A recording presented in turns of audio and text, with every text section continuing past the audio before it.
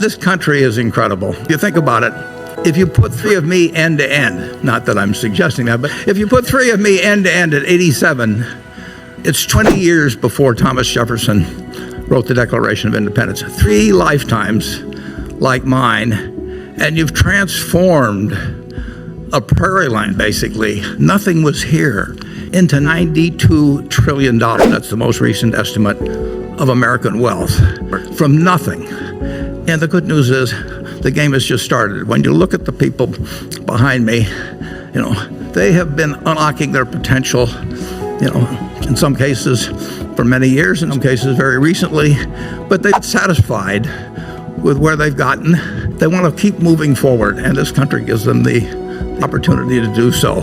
Coming through the line, I never met him before, a young man shook my hand, and he said he lived 4 blocks away from me in Omaha. Maybe he could raise his hand. I live in a upper middle class neighborhood.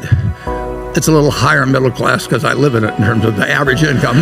But the kids all go to public school in the neighborhood. They don't automatically get cars when they're 16 or anything of the sort. Every person in that neighborhood is living better than John D. Rockefeller Sr. lived when I was born in 1930. Think of that, in medicine, in education, and in travel, you name it, they are in a better position in life, essentially, than he was in the year I was born. That's in one person's lifetime. And the game is just starting. So anytime you hear anybody say, that your children aren't going to live better than you do, or your children's children and so on, it's ridiculous. And the reason is exemplified by these people behind me. We have a wonderful system. This country, we have lost the magic touch. The formula's still there. And I just applaud these people that are taking advantage of that. But that's America, folks. I mean, people want to better themselves. We all want to help each other. In doing that, humans can do anything if they set their mind to it. And you're looking at Exhibit 1, and I rest my case. We've had a lot of tests. We're such a young country. When you think about Japan and you think about the United States, it's just incredible how new we are to the block. I mean, what were we, 234 years old since we started. That's nothing. I mean, Charlie and I combined are two-thirds of the life of the country.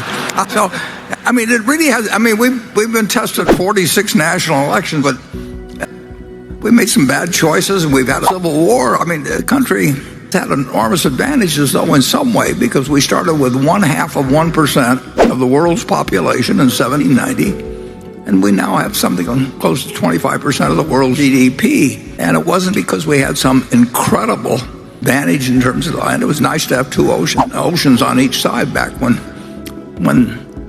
people tried to rule the world by ruling the waves. But and we had good neighbors in Canada and Mexico, but it's a miracle. And you say, how do we keep the good parts of this system while calling out our obvious defects? And we do it in a very herky-jerky manner. But net, the United States was a better place to live than it was when I was born, by a huge factor. I mean, I just got a root canal a week ago, and I was just thinking, I don't know who even invented Novocaine, but I'm for him. But in a million ways, I mean, you can romanticize about the past, but forget it. It has worked. But now we do have an atom bomb, and we nuclear power. We wish the atom had never been split, but has been, and you can't put it back in the bottle. So the challenges are huge. Our government always looks. My dad was in Congress back in the 1940s, and it looked like a mess then. Although it was unified by the war to some degree, but it was still very partisan. Now the problem we have, I think, is that partisanship, it seems to me, has moved toward tribalism, and tribalism just doesn't work as well. I mean, when it gets to tribalism, you don't even hear the other side, and tribalism can lead to mobs. I mean, it flows. I mean, we've seen it to a degree here. So we refine in a certain way our democracy as we go along. We deal with the world we live in, but if I still had a choice of any place to be born in the world, I'd want to be born in the United States, and I'd want to be born today. I mean, it is a better world than we've ever had, and with present-day communications, we can also see much more terrible it is in many ways. And it's got problems. When I was born in 1930, there were 2 billion people in the world, and now there's maybe 7.7 billion and growing. And we went millennia with really no change in population. So and of course, energy into in an incredible way into something where we now have 7.7 billion people using way more energy than they did when I was born, when there were 2 billion people. So it's an exciting world.